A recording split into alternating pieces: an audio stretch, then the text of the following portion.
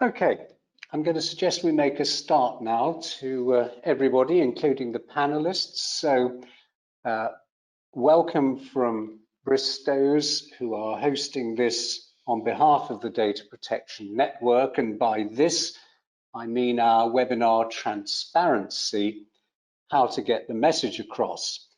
I'm Robert Bond at Bristow's, and I'm joined by Julia Porter and Rachel Aldighieri and Natasha Warner. Julia is a partner with the Data Protection Network Associates. She has years of experience within the marketing sector, particularly around personal data and information. And you can see on her bio that she was with Guardian, who were one of the first, I think, to lead a particular campaign to be as transparent and engaging with readers and customers as possible. And Julia is going to be taking us through most of the slides for this webinar, and will be then joined by Rachel and Natasha, who are going to add their own thoughts. Rachel is the Managing Director of the Data and Marketing Association, the DMA as we all know it, the UK trade body for the industry. Again, Rachel has years of experience in this area, and there's a lot going on within the DMA around these types of issues, which I'm sure Rachel will touch upon in her comments. And then I also wanted to introduce to you Natasha. Natasha is Head of Privacy and Information Management with Direct Line Group. And again, as you can see from her bio, she's got many years experience in-house and in consultancy in the area of data protection, and particularly around marketing to consumers and so on. Before I hand over to Julia, I wanted to just remind everybody that you can send in any questions using the questions box, and I'll either take those for our panelists as they come in if they're immediately appropriate, or we'll park them to the end of the session. I've had some questions in already from a number of the attendees, which again, if we don't get to deal with them as we go along in the normal course of comments, again, we'll pick those up at the end. Enough from me. I'm going to hand over now to Julia, please. Thank you, Robert. So I think certainly in my experience, I was at the Guardian in 2014 and 15, which is when we started developing our transparency policies. But actually, the subject came up again recently when I was chatting to my niece about the COVID app. And I think the COVID pandemic has really highlighted the importance of transparency and being clear about what it is you're trying to say to individuals. So my niece, who's a young mum, she's dyslexic actually as well. She spends a lot of time on Facebook, has hundreds of friends, and she posted a message asking if it was true that when you installed the now defunct actually COVID app, it will ask permission to share your contacts on Facebook. So the thought about how this app worked got jumbled up with all sorts of other things to do with Cambridge Analytica and all the rest of it. And this friend had said, I'm asking you to please delete me and my details from your phone contact list and any other app, as well as unfriend me on Facebook before installing the tracking app on your smartphone. So this really surprised me, actually. I did message her and say that is nonsense. I mean, there are certain ambiguities around what they were trying to do with that app, but they certainly weren't doing what Rowena thought they were doing. And it just made me think that we haven't made as much progress around being open and transparent and explaining to customers and individuals how data is used as we might have expected by now. So we thought that actually there are a couple of things to really need to think about, one of which is how do we make sure that we put the needs of the individuals at the heart of what they're doing with their data, and also how do we make sure that we're openly and transparently collecting data? You know, what's the why, the what and the how long. I think sometimes those facts get lost in the mix. And then the other part of this equation is the fact that consumers, in fact, expect a clear value exchange. This is relatively old data now, but 75% of consumers expect organisations to understand their individual needs. 40% say they're less likely to buy from a company who sends them multiple communications, and 59% say they'd unsubscribe from that company's content if what they receive is irrelevant. And in order to get that information, of course, you've got to get people to give permission to collect that data and then provide a segmentation or whatever it is in order to provide those relevant communications. So there is an expectation of a value exchange, which means that we have to address this issue around transparency. Natasha, do you want to comment at all on that? I was just going to say, for me, it's really clear we've got increasing numbers of consumers who are making purchases online on a daily basis, exchanging their personal and financial information for goods and services. And that's only increasing at the moment, with consumers more and more dependent on the online world. And often I think consumers can appear to organisations to be ambivalent about sharing their data. We know that many people eagerly divulge vast quantities of personal information on social media, but they also feel really uncomfortable about the idea of being profiled based on that information.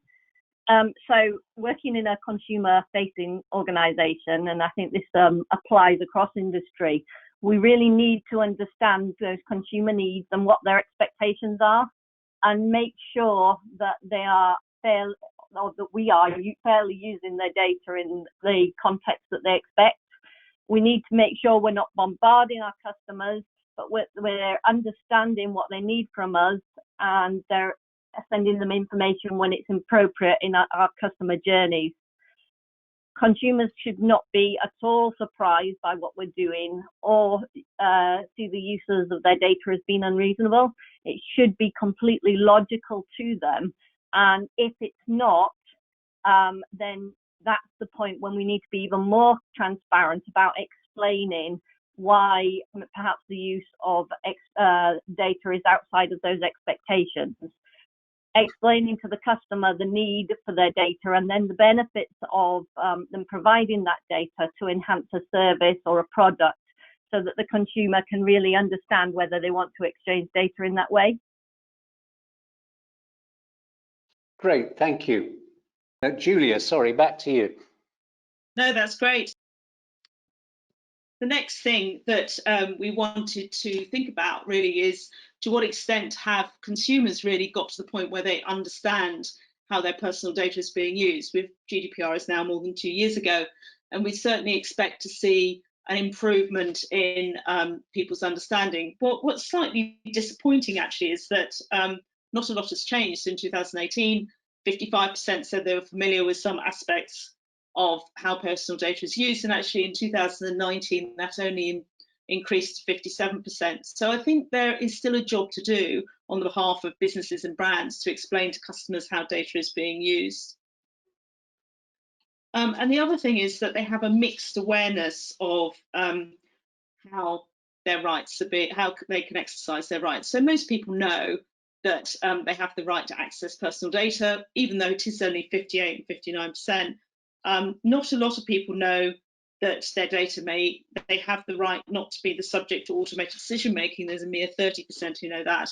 Then in the middle, there's around 43 to 45% of people who have the right to object to processing. So there's a real mixed bag in terms of people's understanding about what they can do. And then the final part is really around trust. And I think this is why transparency is so important, is that actually, again, there's been no real change in trust levels. So 36% in 2018, 38% in 2019 have a low trust in how data is being processed. And actually, the number of people with high levels of trust has declined slightly from 34% to 32%. So the bottom line here is that there's a great opportunity for companies to build trust and convey a values-driven approach to data capture. It's a big marketing challenge as much as it is a compliance challenge. And it would be nice to see some other organisations really stepping up and having a go at this. So the other aspect is what a business is doing. And actually, one of the interesting stats from a survey run by the DMA is that it appears quite difficult to achieve momentum with GDPR. I think a lot of organisations treated GDPR as a project that had to be done in 2018. Once it was done, they kind of moved on to something else. I mean, not entirely surprising. They have many things to worry about. So in fact, the kind of good understanding around what needs to be done with personal data declined significantly year on year. And I think it's quite important with organisations needing to spend a little bit of time thinking about transparency and not necessarily having the time to do that because they are worrying about other issues. And I wondered whether we could just bring Rachel in, since you've been talking about the DMA at this point, Julia. Yes, that's a good point. I think this is DMA research, so Rachel will have a little bit more insight around how this research was developed. Yeah, I think this is part of our data privacy research and looking at how the industry views it. And I think really, very much as Julia summarised, it's interesting to see, you know, there was obviously such a focus on GDPR when it came into force, you know, to the point I was talking about it on TV and radio. So it was really front of mind for both, well, for a day at least, for the consumer, and then obviously for a much longer period for the industry. But yes, I think as Julia said, it's kind of slipped into the background. And I think what we talked about at the DMA was very much about using GDPR as a platform and a foundation to really bring transparency and that customer-focused approach to the fore. And it's a shame that I think a lot of industry hasn't truly embraced that fully. Okay, thank you. Julia, back to you. Thank you, Rachel. So the other piece of research the DMA has done, which again is well worth a read and is called What the Consumers Really Think. I believe the DMA is going to do a rerun of this research this year. But what was clear from that piece of work is that most consumers believe that there's an imbalance in their relationship between themselves and businesses. What you see here is that 78% of consumers believe that the balance is in favour of the businesses, rather compared to 8% where they believe the balance is in favour of consumers. And this is a huge opportunity actually, because it means that businesses can engage with consumers in a clear and transparent way and actually be able to explain to them the value exchange. You know, why the what's in it for me question really. It's like, why should I give you my data? And I think businesses could certainly do a great deal more in that regard and get more data as a consequence of it. And certainly that was the experience we had at The Guardian, in that, you know, if we explain more clearly what it is we wanted to do with the data, not surprisingly, people were pretty relaxed about our reasons. I think probably, Rachel, you've got something else you might want to add to that? Yes, I guess really the danger of this mindset from consumers is that it's only going to fuel distrust. So it really does need to be addressed. And I think you're right that organisations should see it as an opportunity. And they need to recognise that they're dealing with customer data. I think there's this notion still that companies own the data. And once they get their heads around the fact that that data belongs to their customers, they should start treating it accordingly and provide the control. And as you mentioned, really showcase the benefits with a clear and, I guess, transparent explanation of the value exchange. And Natasha, have you got anything else, particularly in the context of Direct Line? What was your experience? Yeah. So I think looking at the data, it's quite troubling for organisations to still see this kind of level of mistrust, and I think that that's possibly as a result of many things that you see on the news in terms of security breaches, and then potentially around things like the Facebook scandal, etc., that really get consumers a little bit concerned about how and why their data is used in particular ways. But I think as organisations, we really need to start to do a better job at demonstrating the benefits to consumers about how and why their personal information is needed, and how that enables the organisation to bring additional or improved services. That's really important. For us, I think from personal experience, it feels like the privacy notice is a great tool that we can point to explain the value of the data exchange. But we know from a lot of our insights that seldom the customers go into a privacy notice unless there's something that's gone wrong.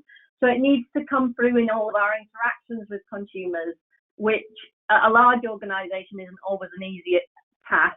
So it involves engaging regularly with lots of areas of the business who directly deal with customers on a day-to-day basis, helping them to really understand how and why data is used, so that they can get messages across in really clear and simple terms and reassure customers, provide them with the explanations about how and why data is being used when concerns are raised as well.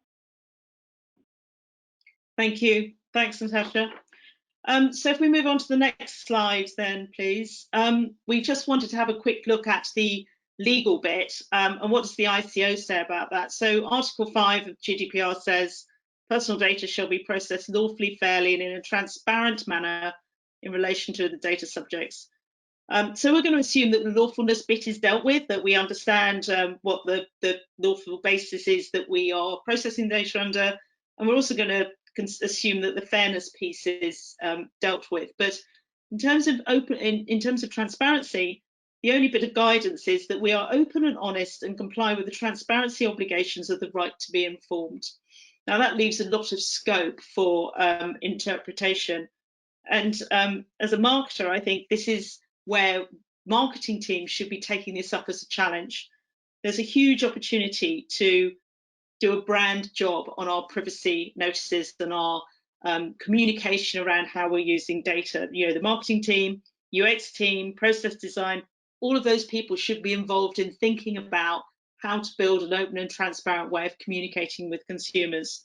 It's as much a marketing job as it is a compliance job. So having kind of thought about that piece, now Natasha, is there something else you'd like to add to this section? Yeah, I just thought it was worth pulling people's attention also to a good guidance note that the IKEA had issued on the track and trace app specifically. It is quite specific, but it can be useful to do a read across to other activities. So they pulled out in their guidance note that they wanted to see transparency around three things. Being transparent about the purpose for which you are using data and clearly explaining proportionately why data was needed. Also being transparent about design choices. So systems, architectural designs and decisions and how they were made, and the risks posed to rights as well. And they specifically focused on making sure that you were using the most privacy secure, least intrusive approach possible, and really explaining those design choices to customers and why you designed the app in the way that you did. And then finally, they talked a lot about being transparent about the benefits, which is a lot we're talking about today in terms of the value exchange. And they describe how it's really important to be really clear about the benefits and outcomes that you're seeking to achieve from both your own perspective as an organisation, and not necessarily shying away from the fact that that data is needed for a purpose, but also the benefits for the individual, such as improved service, or in this case, obviously, for the track and trace app being for the good of society as well. Great, thanks, Natasha. I think that's very helpful. So if we move on to the next chart, we had to think about what is it that makes a good, transparent way of communication, and I came up with a little checklist of 5 areas we should think about. So the first one is really thinking about using different communication methods. I'm actually really amazed that most of our communication around privacy is still long documents with lots of words in them, and certainly going back to my dyslexic niece who really reads nothing, then she's not going to engage with any of that stuff. So infographics, videos, cartoons, frankly anything at all that is more visually engaging is a really effective way of getting the message across and getting people to pay attention to the stories you're trying to tell. And then the second point is really around plain English. There are various studies. I had a look to try to find out what the average reading age is of the adult population in the UK. Variously came up with 9, 11. But the point is that actually we should be using plain English. We should use short sentences. We should include easy to understand words that reflect our brand values. We should not overcomplicate words with jargon that is alienating for individuals. And then the third area, which I think is incredibly useful, particularly when you're talking about complex subjects. So I do quite a lot of work in ad tech, and that is a complex subject that is hard to explain, is that we should try to use layers of communication, and the ICO recommend this. So you create a top to bottom thread of top level headlines and then clear links to additional information so people can navigate their way through what is essentially quite a complex subject and keep it to the level that they want to keep it as, because not everyone wants to engage with information at the most complex levels. And then the fourth point is about keeping it short and sweet. I was really interested. I read the DPIA for the COVID, the now defunct COVID app, and it was 30 pages, but very repetitive and quite complicated. And in fact, you know, everyone says it's much harder to write something short than it is to write something long. So somebody needs to be copywriting, editing the content, removing repetition, and increasing comprehension. And then the final bit is being upfront and transparent. It's like trust your audiences to work out for themselves if the data processing works sense. And so certainly that was my experience at The Guardian, is when we talked to our consumers about the fact we wanted to collect data because we could get more money for our advertising, which meant that we could provide more free content. And we tested that in research groups, and everyone went, yep, that's fine. I'm absolutely fine with that. So we need to trust people to be able to figure it out for themselves. Julia, just before we move on, there's a question that came in which probably is pertinent now. And so we're obviously focusing on privacy notices and transparency in relation to personal data, but the question is essentially, if you, for example, were engaging with individuals to collect their data anonymously for, say, a survey, do you still think you need to be also expressing that value exchange when it isn't personal data as such? I think yes, actually. I mean, all things being equal, if you explain to somebody why you want that data and explain how it benefits them, and it may well be, I'm going to collect this data because it's going to help us understand whether a COVID hotspot, say, or anything like that, then I think people will feel more engaged with the process of filling in that survey. In the end, everyone wants to understand, why should I do this thing? And so even if you don't necessarily know who the brand is, I still think you need to understand why it's worthwhile filling in the data and spending my 10 minutes completing that survey. Yep. Okay, thank you. So what I've got next is a series of examples, and I have to say this is pretty much all the examples I could find, and I would love to know if anyone else has got any other good examples of how people have presented their material in a way that is engaging and interesting. And so my sort of first up example is the ICO, and I think they are living their own advice, actually, in that they recommend using layered advice. They use plain English to a very large extent in their guidance, if you use their website as much as I do. They have layered policies, they've got videos, and they've got infographics. And all of this material makes it very easy to understand, A, how they use data, but also explaining to DPOs and privacy teams how you should be using data. So, you know, my first shout out is to the ICO in terms of producing some very good content. And then I move on to the next one, which is a restaurant chain, and this is just Dishoom. So this is a very simple privacy notice, but layered. It should be very easy for you to set out half a dozen or so key points you need to convey at the beginning of your privacy notice, or in any other explanation of how you're going to use personal data, and then be able to link to the detail later on. That's not difficult. Anybody should be able to do that. Then my next example is my personal favourite, actually, which is Channel 4. And I think they were one of the real front runners when it came to managing personal data, but also explaining to consumers why it's important.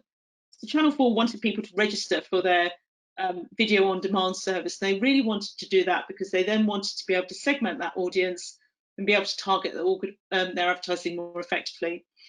Over the course of the last 5 years or so, they now have 10 million people registered for their VOD service, and their numbers around the kind of premiums they can get from TV advertising online is quite impressive.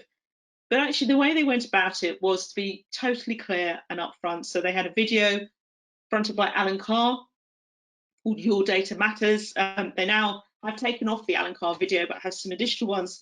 But right up front, they explain why they want the data. They explain how it's going to be used.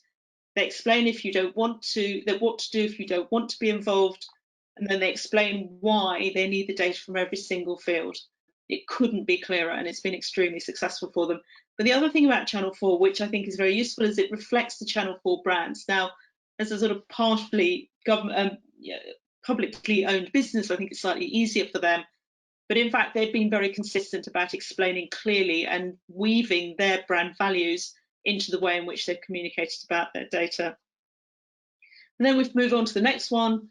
So The Guardian, we started working on this in 2014. So we created a program called Why Your Data Matters. And the whole idea was to reassure our journalists, actually, to start with, when the Edward Snowden revelations were published, that actually when we use customer data to target advertising or sell subscriptions, that in fact we were doing that openly and transparently. So we had to do a job with our journalists as well as with our customers. And we produced a video. It's a 1-minute video that explained exactly what we were doing. And in fact, I went back to their website the other day and noticed that they still have that kind of statement there. They've got some updated materials now. But again, it weaves the Guardian's values into how they manage data. So it's all about the Scott Trust and the Foundation and Guardian journalistic values. So whatever you might think about the Guardian, they're very consistent about how they address the use of personal data. And then the next example, and this is a bit of a shame really, because Eastjet have had a bit of a torrid time with their data breach recently, but in fact they had worked very hard to produce material about their privacy policy, their privacy promise. Sorry, it's clear and easy to follow. It's clearly branded, and it's very consistent with all of their other marketing materials. I think the breach issue does call into question whether they're following through with some of their promises, but in fact they have worked hard at communicating some of this material. We move on to the next one then. Lush, that soap business, they have just a really nice little cookie notice. Actually, cookie notices are boring usually, but actually they've used a little bit of humour here. And if you can't read it, it says this website uses cookies, not the squidgy chocolate kind. It may feel a bit lame, but actually at least they've made an attempt. And then they go on to say, they are the kind that makes cruising all the better. Sometimes we use cookies to see how you interact with the website, but this is always done anonymously. And then it goes, still not sure? Read more about this in our privacy and cookie notice. So again, they've created some layering there so that you can actually go and look for more information if you want to. And then they've also done something neat with their cookie consent for their chat. So in fact, they have a chat service so you can talk to people, but they've explained that it's provided by a third party, that they need additional session cookies. So they've been completely upfront. And if you're happy to proceed, you can click OK. And if you don't want to chat, then you move away from it. So, you know, congratulations to them for being completely clear and transparent. And then if we move on to the next one. Julia, sorry to jump in. Somebody has just said, where the companies had videos that you've just been referring to, did those sit alongside a full written privacy notice? Yes, mostly yes. So if you go onto the Guardian website, as a for instance, then you'll have a video, there's a statement, there's the full privacy policy, there's the cookie notice as well. So what they usually have is a kind of privacy center where you've got a selection of materials, and then you're able to move from one piece to another depending on how much additional information you want. And the same thing applies with Channel 4 as well. So it becomes more of an a la carte approach in that you can decide how much information you want. You can just watch the video and that should give you the summary of the whole thing, but actually if you want a bit more detail, then you can go and read the whole written policy. Thank you. And then B2B. So even the B2B guys can manage to make something interesting. This is a company called Duro, which is an online-only company that provides software to allow you to manage contracts with third parties. But they've just produced a really nice infographic where they explain the data that you provide, and then they explain the data that Duro collect. And all the way through their notice, they've used icons, They've used little graphics. They've got very clear, straightforward language. So even in the B2B world, it is perfectly possible to come up with something that is nice and neat and easy to understand. And then my final example is from IKEA, actually. So they have launched a program to collect data ethically. Now, this is the video that they've put online. It is actually a 10-minute presentation. In fact, we were trying to decide who the audience was for this presentation, but it is worth a listen if you're into the kind of privacy thing. So this is their head of digital who has just launched their new app, and she explains in really clear detail how privacy policies are impenetrable, they're hard to understand, no one reads them. And in fact, what they want to do is make everything much more open and transparent. And they've built a new app. And so what she does in her presentation, explain about how you can personalize data, you can allow data sharing, that their security is tight and that you can provide updates. So if you go on to the next slide, you can see the different stages in which people can manage their data. Now, this is just in their app, it's not in other parts of their organisation, but I think it's a good example of how an organisation has decided to apply its principles and its values to the way in which they capture data. So there's absolutely no doubt at all about how your data is being used. But what you'll also notice is that there is this control and personalisation dimension. So we want to personalise your experience, and we're going to provide you with the control as well. And so actually they have managed to introduce this value exchange idea really clearly. And I think this is the kind of thing that we should all be aspiring to. And it's a great branding job as well. So that's the end of my examples. If anyone's got any other examples that they'd like to share with me and the rest of the team, I'd be really fascinated to hear. I think there's plenty of opportunities for other brands to do some other really excellent jobs. And I think actually, as the world goes on, third-party cookies become a more difficult thing to collect, then being able to capture first-party data and explain to people about a data exchange is going to become even more important. Thank you, Julia. And we've actually got quite a number of questions that have been coming in, which I've left to now, or not just questions, but in one case, an observation. And I thought I would share these with the three of you so that you can comment. So, Julia, you quite rightly talked earlier about your key items to think of in terms of transparency, plain and simple language, keeping it short, etc. Of course, some of the challenge is that GDPR expects you to put an awful lot of information into the privacy notice. It's not always going to be written just by marketing or compliance. It may well have the legal input. One of the observations we had, and I'm just going to read it because it leads into the next thing, organizations use terminology which means nothing to the data subject. My son just showed me one for his school maths website and I only just understood it. He's only 13. So there's the how do you make something appropriate for the age of the person. And then I have to say this, and I'm doing it with a smile on my face because this comment came from one of my own clients as we were going along, who said, we've sent our privacy notices to the Plain English campaign to try and remove some of the legalese. So thank you to the DPO there for the faith in my hard work as the lawyer. But it actually raises a serious point. How do you balance the requirement to be transparent and informative and so on with the need to be plain language and keep it short? So I can answer, well, I'll give you some of my experience. I think this is where the layered approach really comes into its own. The way we tackled it at The Guardian is that we did have a fairly large group of people working together to deliver the project. So I think the most important thing is to make it a kind of cross-functional project. So we had the journalists, we had marketing, we had compliance, we had risk, we had legal. I mean, there was a lot of people involved because they've all got something to say. And I think the second thing is then you've got to get clear about what it is you're trying to say. So you've got to really be clear about the themes. And certainly from the Guardian's point of view, we wanted to talk about advertising, we wanted to talk about e-commerce, and we wanted to make sure that we could reassure people about security.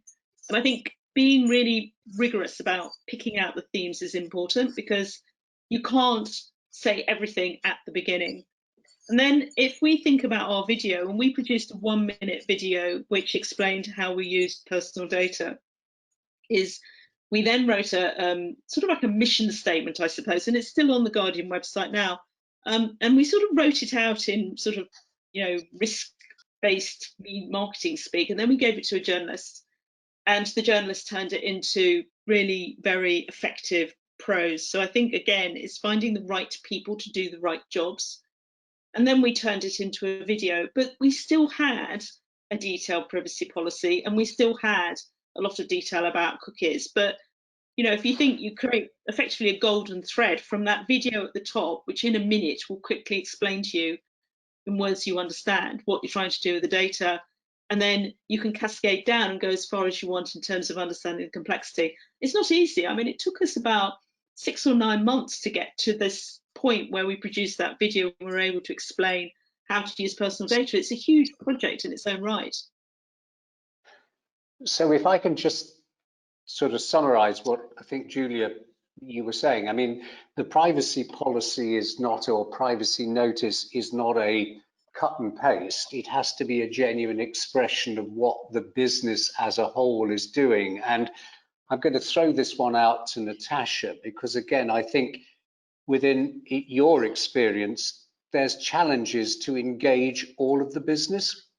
Yeah, and I have to say, when I feel people's pain, because when you're a large organization with perhaps a complex customer journey, it really is a challenge to get a short, concise notice, especially when, you know, you've got inputs coming from a wide variety of sources. So if I use Direct Line as a really very high level example, you know, it's an insurance company with customer interactions, both at policy inception and then at a point of a claim, and the customer's expectations are quite different at those different points of the journey. So yes, the privacy notice has to cover that full journey, but I think as important as that are the just-in-time notices that you provide to the customer at the point where you're collecting the data, so that they really understand what you need that data for and why, to help give that reassurance. And that's what I was trying to explain earlier in terms of, as well, when you've got a lot of people interacting with customers, such as we have, if you have call centers in your organization, just as important as that privacy notice is arming them with an understanding of why certain data is needed, why they're asking customers to provide certain information, because they're having the conversations that they can be really open and transparent with customers about, well, this is why we use this data, this is the purpose that we need it for, and really help to reassure the customer. Thank you. I've got another question for you, Rachel, which is, how often do we have to update our privacy notice? Is it when there's a minor change, or is it only when there's a major change in how we process? What's your thought? Well, I think practically you should review your privacy notice whenever you change or add any new practices, especially ones that involve data, obviously. And as with any customer-facing document, you should also review it regularly to check that all the details are up to date, you know, names, contact details, links, etc. But I think more importantly, I would suggest that organisations also check in and review the effectiveness of the policy. So how your customers are interacting with it. Is anyone actually clicking on it? Is anyone viewing it? And if so, how are they using it? When are they using it? And gaining feedback on that to really build on it as an effective tool. You know, I believe that those that kind of compartmentalize transparency around their data privacy policy are always going to struggle, to be honest, because transparency along with privacy really needs to transcend everything a company's doing. And I think the examples that Julie has spoken to, what's really clear is how the values that they are talking about as with regards to privacy really align clearly with their brand values. And so, you know, privacy notice needs to do just that, but it needs to go beyond the privacy notice. Okay, thank you. Natasha, anything to add to what Rachel just said? So I think that it's really a challenge to keep reviewing a privacy notice. It's a continuous improvement, not like all things with GDPR, not a once and done and your job's done. You know, the business is developing new proposals, new ways of or new products and services all the time, and so there is a sort of continuous. Is our privacy notice fit for purpose? Are just-in-time notices fit for purpose? And then if you're in a larger organisation, thinking ahead of those in terms of how can you get that corporate machine to work so that you're getting that information out to customers at the right time. Thank you. Julia, there's one come in specifically for you, and I'm sure actually Rachel may be able to add to this. What are some of the challenges specifically faced by ad tech organizations, not just advertisers and publishers, to implement a transparent privacy policy? Well, and you've only got 5 minutes. Right, I'm going to just say a couple of things. So I think the first thing is that a lot of the participants in the ad tech ecosystem don't always understand exactly what is happening to data along the way. So I think there's an awful lot that can be done in terms of just understanding how the data is being used. I think the second thing is that an awful lot of the participants, the technology companies, this may be slightly unfair, but I think they sometimes wonder why we are even bothering to have these conversations about data. So I'm not sure that some of the issues that have been highlighted by the ICO are being taken particularly seriously. Certainly there's a lack of certain processes around DPIAs and stuff like that. But there's a kind of fundamental issue, and this is back to this value exchange point, is that ad tech is very complicated. Not a lot of people understand it, and certainly not a lot of consumers can be bothered to find out. So you've got to find a way of, as an organisation, taking ownership of that chain and being clear yourselves as an advertiser what's happening every step of the way, and then making it your business to explain it. I'd say very few organisations have got the time or the bandwidth to really dig deep. But I think eventually an awful lot of companies are going to have to do a lot more around ad tech than they're doing at the moment. The other thing that's going to change, of course, is that eventually third-party cookies are probably going to become somewhat obsolete, that you're probably going to spend more time worrying about contextual advertising, and so a lot of that data that's just being captured may not necessarily become that useful anyway. So I think the business, the sector could evolve in such a way that a lot of the privacy issues will fall away. Because certainly at the moment it's virtually impossible to kind of weigh up that explaining what's in it for me, whilst also kind of explaining the complexity. You can't square the circle. Okay, thank you. There's another question here which I'll probably take, which is, are the regulators really going to investigate privacy notices that are not transparent when they have got other things to be worrying about, like data breaches? And the answer is well, they already are, and they have been for years. Microsoft got investigated and fined by the Spanish regulator pre-GDPR for having a privacy notice that said one thing, and then they were found to be doing another. That's the subject of numerous other enforcements by the CNIL in France against, a social media company, investigations against airlines, etc. One of the biggest worries for me is still that there are plenty of organizations still doing a cut and paste of privacy notices that bear no relation to what is actually happening with the data. And that's not only a breach of GDPR, but it's also arguably a misrepresentation. It's arguably misleading under consumer regulations. And as we start to see more litigation and more individuals claiming that their data is being mismanaged, I think the privacy notice is almost one of the first things you should be focusing on, and doing all of that interchange with the different departments in the business. And as Rachel said, you know, this is not a one-time policy. It's a living and breathing statement of what you actually do. I remember many years ago having a client that was in online dating, and their website policy said, "We love your privacy so much, we will reveal your information to no one." And I did query with the compliance officer if that had been cut and pasted, and indeed it had. And I said, because it makes no sense. How could you do online dating if you don't share anybody's data? It is, in my view, an increasingly important area.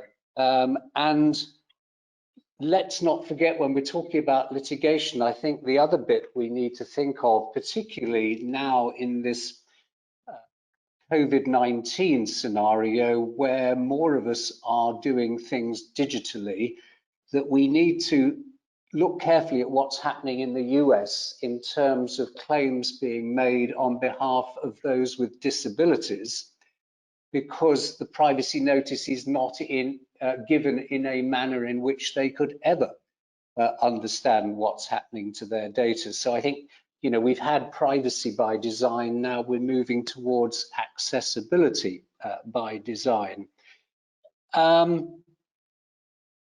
I'm just taking a look to see if we've got any other questions. We don't. Sorry. I was just going to add to that one as well, just from my experience of working at many different organisations. If there is a complaint that goes to the ICO or another regulator, or a data breach, one of the first things the regulator will look to is, what have you told people within the privacy notice or your just-in-time notices. They want to know that you have met that first principle and been fair and transparent, and the data protection regulators will always look to that. So it doesn't necessarily have to be a proactive investigation from the regulators. It can be the result of a complaint or a breach. And while I've got you, Natasha, there's just another question which I'll throw to you first, which is, do you need to have in a conglomerate, do you need to have different privacy notices for different divisions of the business, or can you wrap it into one?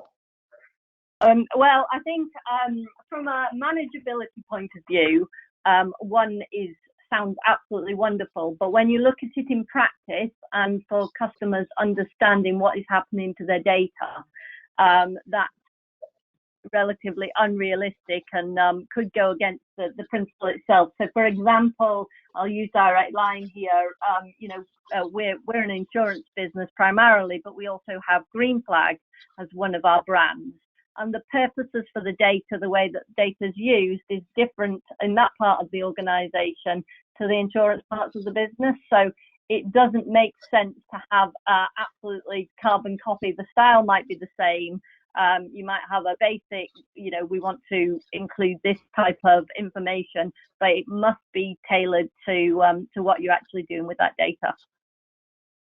Brilliant, thank you. And Rachel, anything else you wanted to add? Yeah, I think obviously there's going to be a focus on privacy notices, but I would stress the point that obviously your legal obligations are literally your baseline, and actually to really achieve true transparency and build trust, you've really got to start with the customer and their needs. And I think, you know, the example such as IKEA really does that. You know, customers want a lot of things when they're dealing with brands. They want to make things happen quickly and easily. They want relevancy and personalization.